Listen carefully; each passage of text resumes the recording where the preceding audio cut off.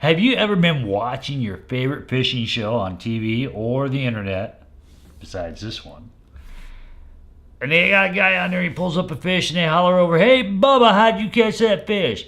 "Well, sir, I caught him on a 3-aught Gamakatsu, offset eye, long smooth shank, walleye gap, octopus circle, Kale inspired design stainless steel hook." And you're like, what? Well, here on Tackle Terminology 101, we're going to break it down for you as we talk about hooks. Hey, Ma, that fishing fella on TV is going to be talking about hooks.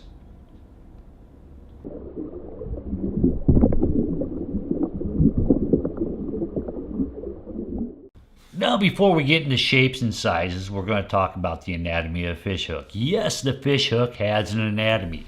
Now, if we look at the top here, this is called the eye. This is where we attach it to our line. Now, on most normal hooks, it'll be in a straight line. But as you can see, this eye here goes off at an angle like that, and that is called an offset eye. Right below the eye, we have the shank. Now, the shank can be long or short. Next, between the shank and the tip, that is called the gap. When you hear people talk about walleye gap hooks, that's what they're talking about, is that distance between the shank and the tip. Next, we come up to the business end, which is the tip itself. Now, normally these tips can come in what we refer to as a needle point or a cutting edge tip. What that means on the needle point, the very tip of this is sharpened up. And it's just like like it says, like a doctor's needle. It just goes in through once and then it'll set itself. The cutting edge are more like a razor blade. They're for your more tougher mouthed fish. Now, like say you're fishing for crappie or trout, you'll want to use the needle point hook. The reason is when you're fighting the fish back, bringing them back, if you've got a softer mouthed fish, that razor blade type, the cutting edge, is going to be sitting there slicing. You get the fish right to the boat and bloop, bloop, bye-bye, he's gone. So you're wanting to use the needle point for those softer type fish. Next is the actual hook itself. And as we can see here, if you look at it, the actual business end of it, it kind of goes in like that. It's not in a straight line. It's not an inline hook. This is also referred to as an offset hook. And finally, what we have is the end of the tip here is called the barb. What the barb does is when it goes into the fish's mouth, it doesn't allow the hook to come back out. Now, in some states and in Canada, you can't fish with a barbed hook. You have to fish what is called a barbless hook, where this is removed. And why they want you to do this is they believe it causes less damage to the fish's mouth and makes for an easier hook extraction. Now, if you find yourself fishing in one of these states or up in Canada and you don't have any barbless hooks, what you can do is take your pliers and crimp that barb down and you'll be totally legal. So, it doesn't really matter if you have a circle hook, an octopus hook, a regular J-style hook.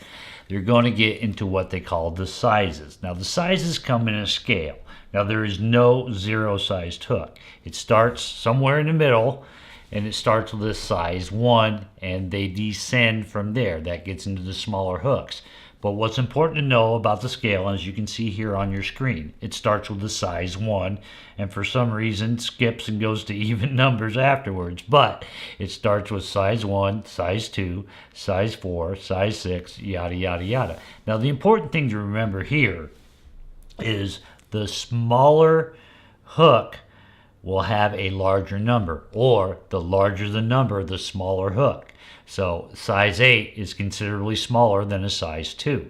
Now, the flip side of the scale is what we call the aught scale, which is represented with a number with a slash with a 0 behind it. And that starts off with a 1-aught. 1-aught is the smallest of the aught scale, and then it ascends from there. So you have a 1-aught, and for some reason, these go in a numerical order.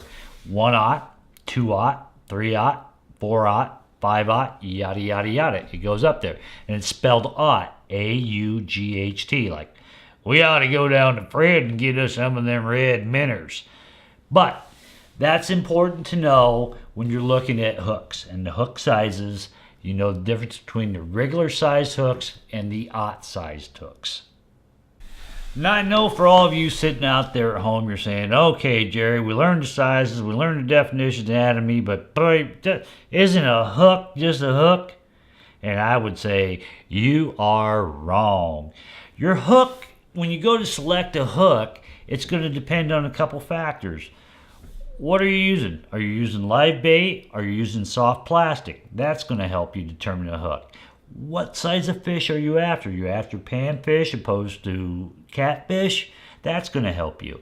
And then also, what are you fishing in? Are you fishing in open water? Are you fishing around docks? Are you fishing around brush pile? All these elements come together to help you select a proper hook size. Now, like this hook here, this is a heavy duty hook that a lot of guys might use a full bluegill or a bullhead on to catch flathead. It's really strong, it's really thick, it's real durable. Now, you're not going to use a heavy wire hook like this with, like, say, a minnow. Now, I often choose to use a size 4 Aberdeen because I crappie fish a lot. What you want to do with that, because it gives your bait a natural presentation in the water. If you're using a real heavy hook like this with a minnow, he's not going to be able to swim around like he does, or a crawfish or whatever have you.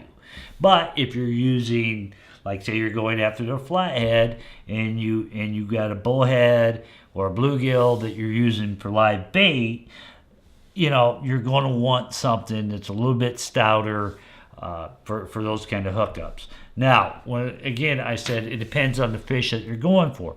Now, crappie, they're not really aggressive fish. I mean, they're good fighting, but they're not aggressive fish. But you're going to want a hook that's going to go in there and set. Now, a lot of times you're fishing like brush piles, and if you're getting constantly hung up and you got one of these heavier gauged hooks, it's going to be a bear to pull out of there. Where I like that, use the soft wire type Aberdeen hooks, because you can usually bend them straight out if you get hooked up.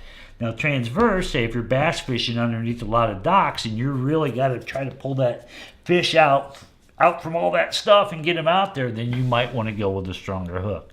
So all these factors come into play when you're deciding on the hook.